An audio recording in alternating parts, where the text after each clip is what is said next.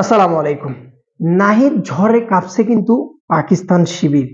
কারণ নাহিদ রানা কিছুদিন আগে পিএসএল এর অর্থাৎ আজ থেকে ২ দিন আগে পিএসএল এ যেভাবে বোলিং করে আসছে ভাই, যে সেই টিমের সাথেই কিন্তু পাকিস্তানের সাথে ৮ তারিখ থেকে যে টেস্টটা হবে সেই টেস্ট ম্যাচটা কিন্তু অলরেডি আছে বাংলাদেশ ভার্সেস পাকিস্তান, যেখানে স্পিড স্টার নাহিদ রানা আছে। পাশাপাশি কিন্তু তানজিদ হাসান আছে এবং অমিত হাসান নতুন করে নবাগতভাবে কিন্তু চলে আসছে। সাথে শরীফুল ইসলামও আছে, তাসকিন আহমেদও আছে। সবচেয়ে বেশি কথা হচ্ছে যেটা নিয়ে, নাহিদ রানা। তো নাহিদ রানার গতিটা কিন্তু খুব কাছ থেকে পাকিস্তানি ব্যাটাররা দেখেছে, স্পেশালি বাবর আজম। বাবর আজমের টিমের হয়ে কিন্তু নাহিদ রানা খেলেছে। সোশ্যাল মিডিয়াতে আজকেই প্রেস ব্রিফিং এ কিন্তু এই বিষয় নিয়ে প্রশ্ন করা হয়েছিল শাহীন শাহ আফ্রিদিকে, এবং শাহীন শাহ আফ্রিদি নিজে নিজে স্বীকার করেছে সন টেটের সাথে, আমাদের যেহেতু বোলিং কোচ সন টেটের সাথে সে কথা বলেছে এবং সন টেটের কাছ থেকে সে জানতে পারছে যে নাহিদ রানা সত্যিকারই ক্লাসিক্যাল এবং অন্য এক উচ্চতায় আছে। বর্তমানে যে পারফরমেন্স, তাতে করে বিবেচনা করলে অবশ্যই তার থেকে ভয় পাওয়ার সম্ভাবনা আছে। তবে সে কামনা জানাইছে নাহিদ রানা যেন এই সিরিজটাই ভালো বল না করে। অবশ্যই প্রতিপক্ষ সে কিন্তু বলবেই। তো এর দ্বারা কি বোঝা যায়, নাহিদ রানাকে দেখে কিছুটা হলেও কিন্তু প্রেসারে আছে পাকিস্তানি ব্যাটাররা।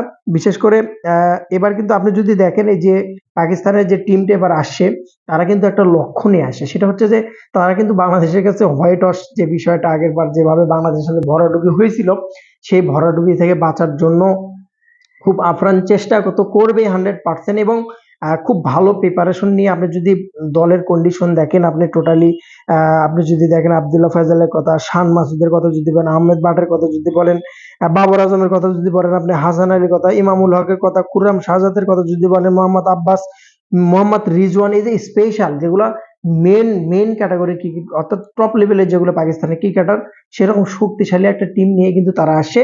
তাদের টার্গেট যেন কোনোভাবেই এই সিরিজটা তাদের হাতছাড়া না হয়। অনেক বড় চ্যালেঞ্জ নিয়ে কিন্তু পাকিস্তান এখানে আসে। সো বাংলাদেশকে প্রিপারেশন নিলে সেভাবে নিতে হবে।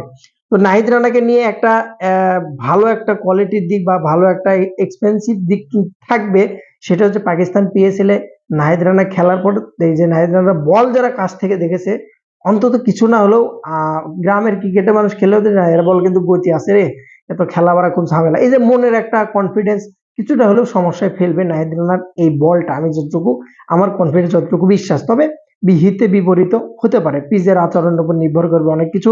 কারণ ভালো কোয়ালিটির পিচেই কিন্তু নাহিদ রানা বল ভালো কাজে দেবে।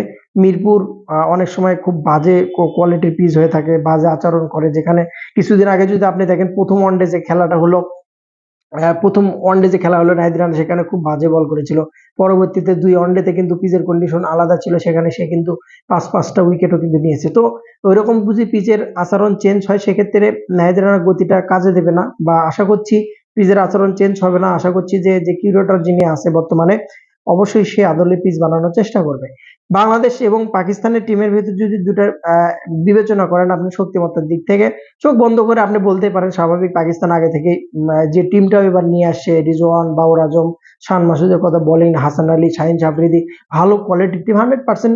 এটা আপনি স্বীকার করতে হবে, বাংলাদেশের চেয়ে অনেক বেটার টিমই নিয়ে আসে কিন্তু পাকিস্তান। তবে খেলাটার নাম টেস্ট, খেলাটা হবে বাংলাদেশে, তার ভেতর আছে নাহিদ রানা, তার উপর আছে মিরপুরে বাংলাদেশের স্বর্ণ সোহাগা কিন্তু সবসময়ের জন্য লাখ কিন্তু মিরপুরে বাংলাদেশের পক্ষেই কথা বলে। তো সর্বশেষ যেটা আমি মনে করি, ক্রিকেট খেলা মাঠের খেলা, কখন কি হবে গোল বলের খেলা বলাটা সত্যিকার অর্থেই মুশকিল।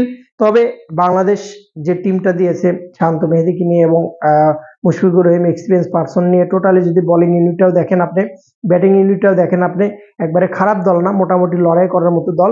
যদি সায় দেয় এবং লাকের একটা বিষয় আছে, কিছু জিনিস যদি ফেভার করে, অবশ্যই বাংলাদেশ ভালো ক্রিকেট উপহার দেবে পাকিস্তানের সাথে।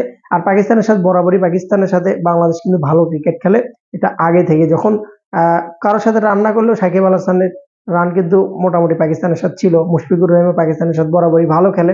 তো আশা করছি এই সিরিজটাও বাংলাদেশ ভালো খেলবে, বাংলাদেশ জিতবে।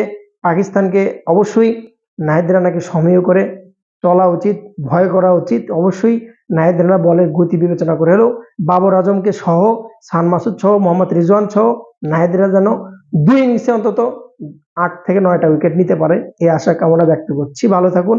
সালাম।